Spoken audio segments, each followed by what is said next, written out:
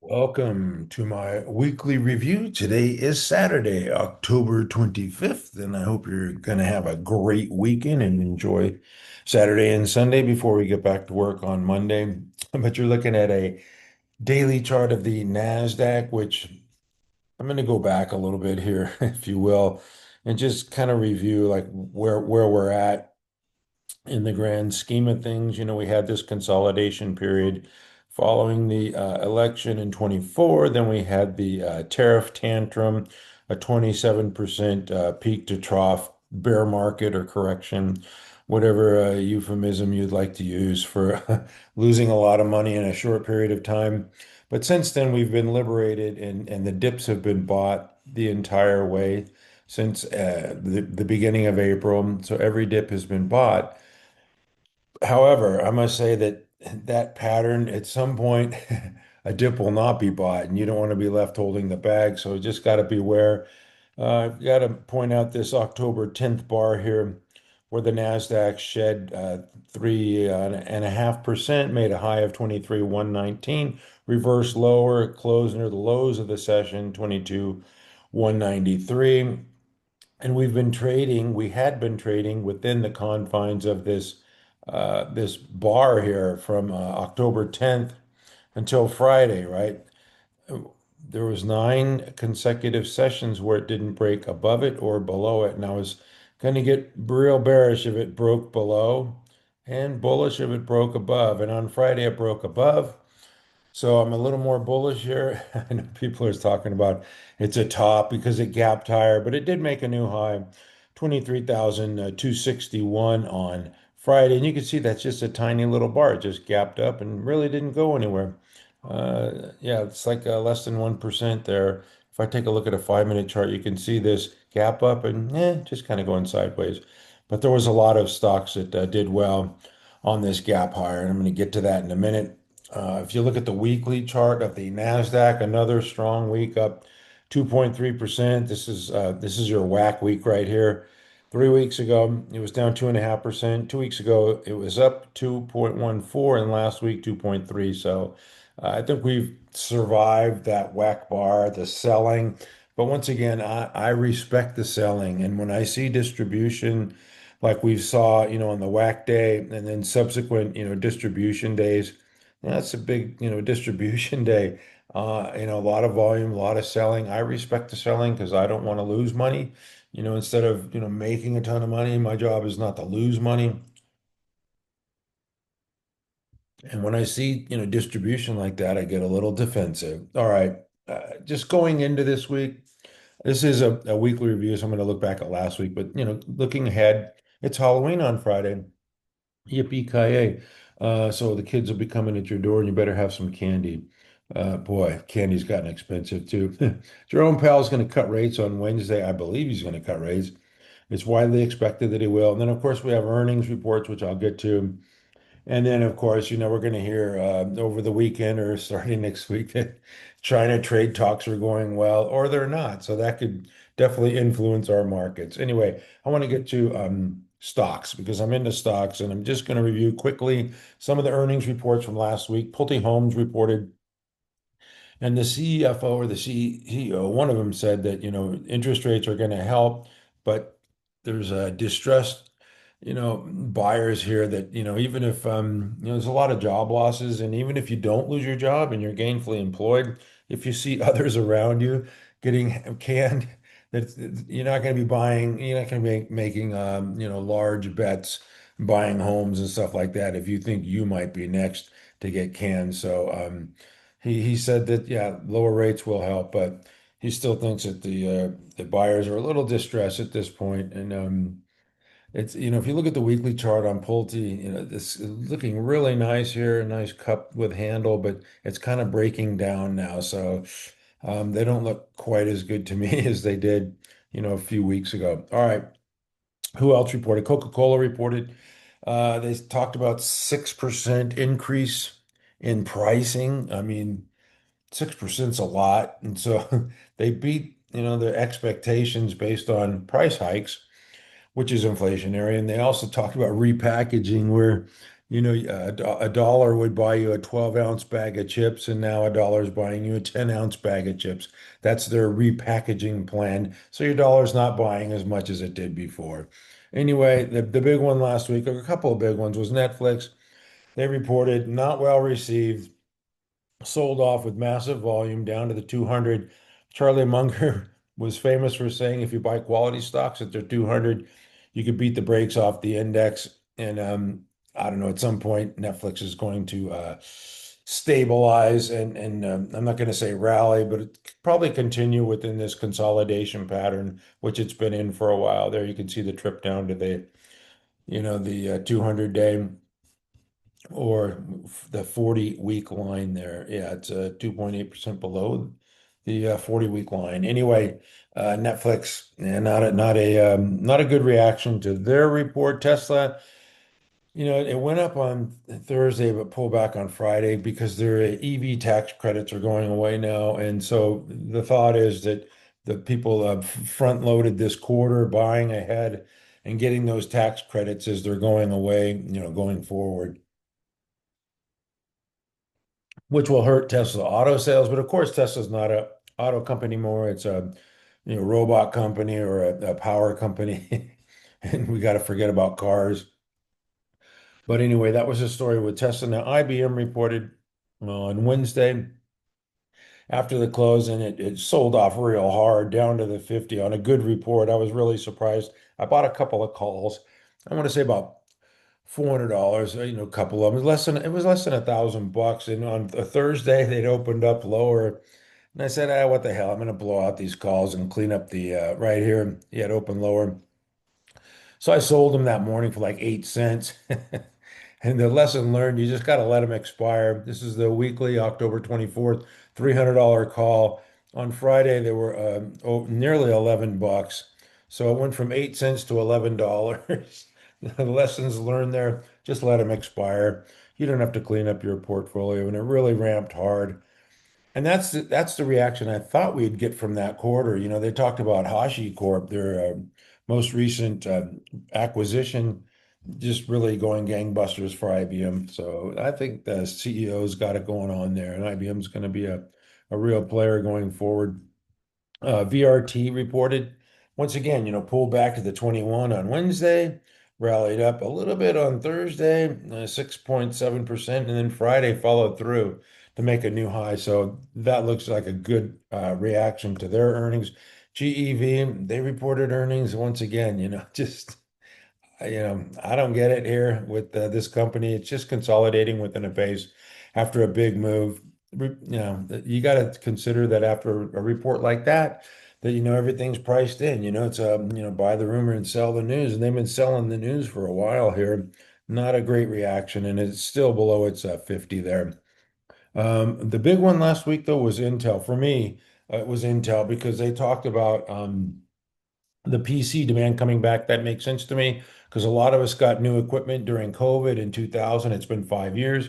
We're re-upping our hardware. Certainly, it makes sense to me, and that really spurred a lot of stocks, not necessarily Intel, as it was kind of flat on the session, but a lot of stocks, a lot of hardware stocks responded well. This is Dell on Friday up, nearly 3%. AMD Gap Tire was up 7.5%. And AMD usually does better on Intel reports than they do on their own reports. That's been historically the way AMD works because we know AMD is taking market share from Intel. And if the PC demand comes back with their data center, AMD is, and if they include their China revenues this quarter, AMD is definitely a force to be reckoned with. Another one was Immune, the data storage company, gapped higher on the Intel news, and there's just a lot of them. I'll get to some of them here in a minute. But the last report that I wanted to cover is Deckers. Deckers sold off 15%, the massive volume. They talked about tariffs. They talked about everything under the sun is why they're not doing well. And, I always say, don't tell me about the labor pain, just show me the baby. And they don't got no baby here. So, Deckers, no baby for Deckers. The key sign here for me was when Dave Powers stepped away. in I think it was about a year ago, maybe August of 2024. Let me see here. This is yeah, August of 2024, right? Where the hell am I at here? Yeah, about here, it was like a top. Yeah, it did make a new high, but then sold off. So he's 54 years old. He resigns after 7 years at Deckers because he knew the growth was slowing. The Hoka sales in North America, I think, was like 1%. All their sales are overseas. They lowered guidance, and it's just a weaker consumer going forward. How many pairs of Hokas do you need in your closet? If you got three or four, do you really need a fifth one? So, and it just as Nike, Lululemon, Crocs, they're all the same. They're just in a real world of hurt because the consumers just we don't need any more of that junk. We're on to other things. Speaking of which, I got to move on because I'm kind of changing the format. I'm only looking at stocks. I'm not doing a review of the whole market. I'm just going to cover stocks that I own or that I want to own or that, chart setups that I like that I'm probably not going to buy, but still look good and people should be aware of them. And then, of course, these power earnings gaps. SanDisk is another one that gapped higher following that Intel report. Flash memory, to me, this thing is just in price discovery. It was a spinoff from Western Digital. It was consolidating for a long, long time, then started to break out here in September, and it's just been on a heater ever since, just surfing that five, getting a bit away from that five now, 13.8% above the five. But if you're looking at the top stock and the top group here, computer data storage is ranked the number one group. It's not the top performing group. It's close. And if a couple more weeks like this, and it will be, yeah. SanDisk was up 32% last week. And like I said, with SanDisk, it's got a market cap of 27 billion, but they got about 8 billion in current sales. And this is all about, going forward. We're always looking forward. And so with that Intel report, I guess, investors think that, it's going to have increased sales here of 20 or 30%. So the stock is in price discovery mode. It looks like, it's a beeline for 200, and we'll see what happens when it gets there. But man, super strong name and one that, I gotta own. AMD, another one. I think you just gotta find a place to buy something like that. AMD gapped up on that OpenAI news a couple of weeks ago on the 6th. Just allowed the five to catch up and then popped on Friday after this little you call it a wedge pattern. Remember I showed you how the Nasdaq was just trading within a range, and this thing just had a little wedge, a little pinch, and then a pop of nearly 8% on Friday. So that's another one that I own, and this one. We saw a lot of this last week with the sell-off. Stocks undercutting, their moving average of 21, undercut on Wednesday, rallied on Thursday, and 13% move on Friday. This is Iris Energy. Yeah, the move on Wednesday. So the sell-off, it made a high 74.15 on the 15th, October 15th, pulled back to what 48.20, and I posted on my site at the post parade show in the morning that I thought that 48.20 would hold. That would be the low. It closed at 38% of the daily range that day. Then on Thursday, rallied up, almost 8%. And then on Friday, another rally higher. They don't report until in the middle of November, November 6th. So you got to definitely know when your earnings reports are because you don't want to get blown up with an ugly report like a Deckers or a Netflix. Yeah, you want to avoid those at all costs. Or an IBM where it fakes you out, the fake out for the breakout. All right, another one that I like, CIFR, Cipher Mining. The thing about, the data center build out, people talk about data centers and yeah, a lot of construction for data centers. We're spending CapEx on data centers, blah, blah, blah. But, we're going to need energy to run these data centers. And so that's why I believe, these energy plays are critical. This is, a former a Bitcoin miner, and now it's a data center play. It was only up 20% on Friday. Once again, just like Iris Energy, undercut the 21 and then rallied. Inside day on Thursday, bam, nice 20% pop.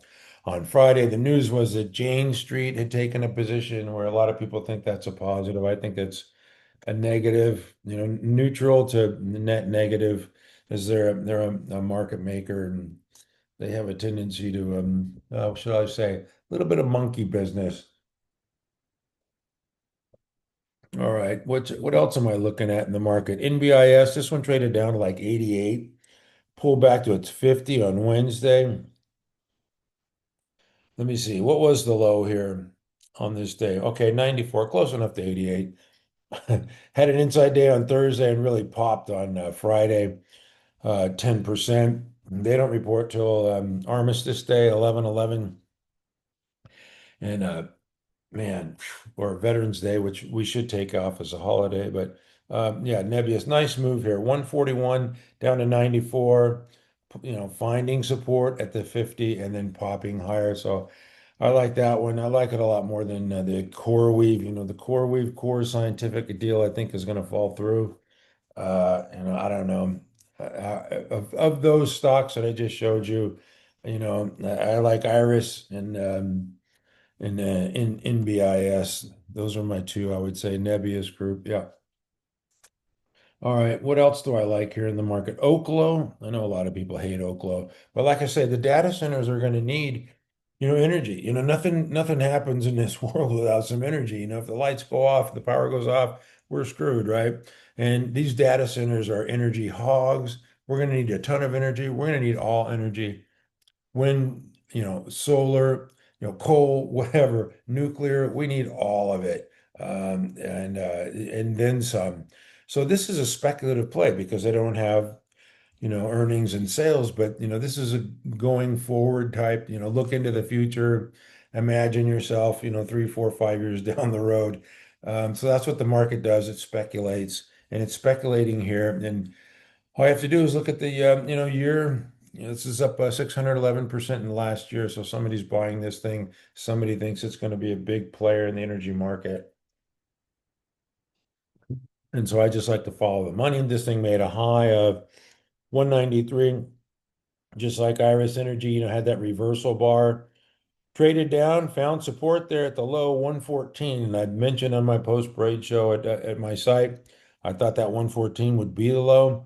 I know some people, took advantage of that. Inside day on Thursday, and rallied up to the 21 and the 5, which are converging there right around that 137 level, and then kind of pulled back. So I don't know if that's going to be resistance or not, if it can blow through resistance, but it closed at 136.05. And I think it can get through there. And I'm not saying make a new high right away of 190, but it wouldn't surprise me, right? Uh, it could just trade in a range here for a bit, around that, 130, 150 level. But this is a powerful stock. A lot of people want to own it. You could see by the, the performance over the past year, which I just showed you. So I'm going to move on. Another one that I like, BE. This is the one that traded down to 88. Yeah. I get my stocks confused. 125 on October 15th, down to 88 a week later on the 22nd. Remember, this is all within the confines of the Nasdaq trading within that whack bar, right? So a lot of selling. And like I say, you got to respect the selling here because there's no guarantee that it's going to, find support at the 21, undercut and rally. So you just, take it day by day. And that's why I don't get too excited about the ups or the downs, just one day at a time. So it made that low of 88.23, rallied up on Thursday, 7 something percent, another 9% move. They're going to report on Tuesday, I believe. Yeah, the 28th is Tuesday after the markets close. So if you own that thing, you might want to make, the necessary adjustments if you have, a full position or on margin on that thing.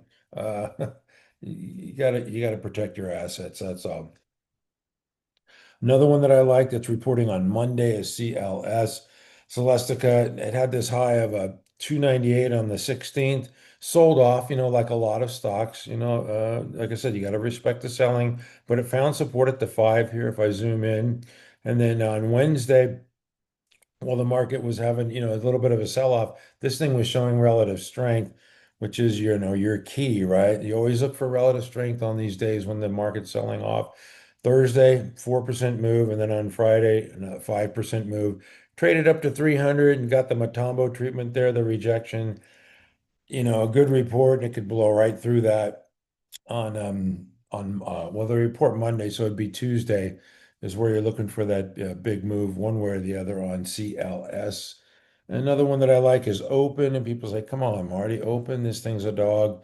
The housing market sucks, but we are going to get lower interest rates, which will help this company."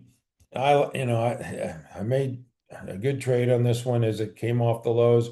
This one now needs to trade above its downtrend line. It's got some work to do. Technically, it made a high of whatever it was, 1087, pulled back and undercut the 50, found support, right? Made that low on Wednesday, like a lot of stocks did. I think it was below like 640, right? 623 was the low, rallied up on Thursday, had a nice move, nearly 14% on Friday. They don't report until the 6th. But yeah, Open Door has the ability to move. I like the management team there. And of course, the last one is Affirm. Christmas is coming, and people are going to do whatever they can, to buy something for their loved ones. You're going to buy now, pay later, buy Aunt Millie that ugly Christmas sweater, or the other way around. Aunt Millie's going to buy you, a Christmas sweater. But this is looking like a double bottom base pattern to me. It got rejected at the 50 on Friday, but yeah, and it can also break above this downtrend line, which I expect it to do. They don't report until the 6th. Man, a lot of earnings are coming up. You got to be careful. So I like a firm here. All right. I'm going to move on here from stocks that I liked it. Just a couple of stocks that are set up. I got to go to the cybersecurity names because these are looking good. Of course, the housing was looking good too, and they kind of I wouldn't say crashed and burned, but they did sell off. Zscaler looks good to me. This is a weekly review, so I got to look at a weekly chart. Nice cup shaped pattern. I would say this is your handle here, a whole week of selling off. But Pattern Rec's not picking this up here. The 2 weeks ago it was down 3%. And it's got that buy point there right around 320. It's hanging right around there. I wouldn't be surprised to see this thing take off soon. And all these are kind of looking similar. CrowdStrike, Cup. This one moved last week though, so I'd be a little more careful with this one. Yeah, it was up nearly 9% last week, breaking out of this cup with handle pattern. Palo Alto Networks. So that one's ahead of Zscaler. Palo Alto Networks. This one, I don't like the looks of this one as much as CrowdStrike and Zscaler, but still, not really pushing away from its base too radically yet. Probably still actionable there. And one that I like, a sleeper, is TLS. Had this big move on earnings last time, right? So maybe it'll be a serial gapper here. 62% move. We'll take that. Followed up with 35%. Since then, it's just been surfing its moving averages, pulled back, and then found support and blasted higher. But they're going to report on the 18th, so maybe we get another one of these 60%, 30% moves. That would be nice. Some other names that I like, SMCI. I like the chart, but like I say, chart patterns don't always work. They reported a preliminary report of, I don't know, what was it? They lost, what it was, I don't know. The expectation was like 6.1 billion and they came in at like 5.4, way below estimates. So it sold off on Thursday, 9%. A little, feeble attempt on Friday. We look at the weekly. This is a nice cup with handle. It's just, they don't have the fundamentals to break out here. I don't know. Maybe there'll be a catalyst for SMCI, but it is an intriguing little chart. MDB is another chart that I like, just a flat base pattern here. Once again, check earnings. Okay, 12.15, long ways away. This is MongoDB, MDB. Yeah, 344.85, call it 345 would be your trigger there. Kind of like that one. eBay, man, oldie but goodie here. Got a soft spot in my heart for eBay. Nice saucer type pattern or a cup. The shape pattern probably needs a little bit of a handle here. Yeah, there you go. It's up straight off, the lows here. So it does need some relief, some pressure relief here. What is this? Yeah, okay, 86 to 97. Nice move.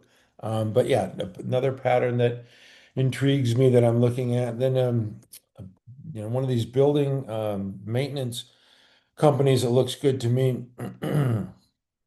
Yeah, this one's got this, big consolidation base and a nice chart that I'm looking at. All right, those are my stocks that are set up. I got to look at some gappers because we're in earnings season and we're seeing some power earnings gap. And here we go with Carpenter, which reported and then ran up, I don't know, 23%. We'll take that. The key for me was that it rallied up, nearly 5% on Friday. So it followed through to the upside, didn't give it all back, which is a positive. Now, Monday would be day three, so I would expect a move higher and then some profit taking coming in as the buying subsides or the short covering. When I see stuff like this, my brain automatically thinks, to the Penn action from peers in the group, because Carpenter probably isn't the only one doing well in the group. So this is ATI. They report, what's the 28th, Tuesday? So maybe, they'll say something as well. Obviously, it fell out last time, 18% on earnings. Maybe this time it gets a boost and breaks out above the 100 level. We'll have to wait and see, but that's just kind of the way my brain thinks. You got to look at, some of the peers. Comfort Systems now capped higher on Friday. Nice 19% move out of this little, flat base pattern. I don't know if that's a 3 weeks tight. It looks like a 3 weeks tight. It certainly is, which it kind of does a lot, right? Trades tight, but not on Friday. Friday it blasted higher. Once again, you got to look around to some of the peers. Is Comfort System the only one in the group? Probably not. This is Train. Yeah, probably gonna, report something good as well. When do they report? The 30th, the day before Halloween. That's Thursday. And then Modine or Modine is another one in the group that they're going to report on the 28th, which is Tuesday. And this is consolidating here. And this little flat base type of a pattern. Yeah, I wouldn't be surprised. Comfort Systems probably not the only one that's doing well in that group. VICR to the VICR, go the spoils. Gap tire on Wednesday, followed through nice, the 8% move on Thursday, and then Friday, that's what I'm talking about. Day three made that high, and then some sellers came in. Let's take a look at this on a five minute chart. Yeah, there's your gap higher, follow through the next day, and then up, make a high, and then a little bit of profit taking into the close on Friday. But that's another power earnings gap. This is IESC.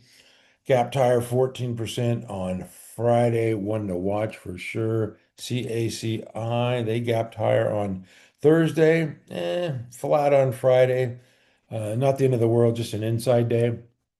But this is a weekly review, so you look at the weekly chart. Yeah, 14% move last week, breaking out of that base. So that's one to watch. Kaiser Aluminum, man, we see aluminum stock up 23% last week. Still, within that base though. See what it looks like on the daily. Yeah, nice move. And yeah, followed through 4% on Friday and then this is the one that in the telecom infrastructure group. VSAT has been the beast, but man, Nokia wants to catch up here. Big move on Thursday, 11%, followed through with a 2% move and I believe a new high there on Friday. And look at that week for Nokia. Yippee-ki-yay. Nice breakout. So those are some power earnings gaps. And that's it for me. Thank you for watching at mcstockcharts.com. We never give up. Except in honor of the great Steve Jobs, I have one more thing. The Fed's gonna lower rates, I guess. It's expected they lower rates on Wednesday, which is a good thing. I think it's gonna help stocks, a lot of different types of stocks, but I just want to go through some earnings here. I mentioned CLS earlier, reporting on Monday. Same with CDNS, which is kind of a semiconductor design play, double bottom base pattern here. I would hope that they report something decent. SOFI reports Tuesday. The glowworm reports Tuesday as well. Who else? Oh, I mentioned Bloom Energy earlier, and then Seagate, which this group has been super strong and they're going to report. So this will probably impact some of those other names like Micron and SanDisk and some of the other ones, Western Digital.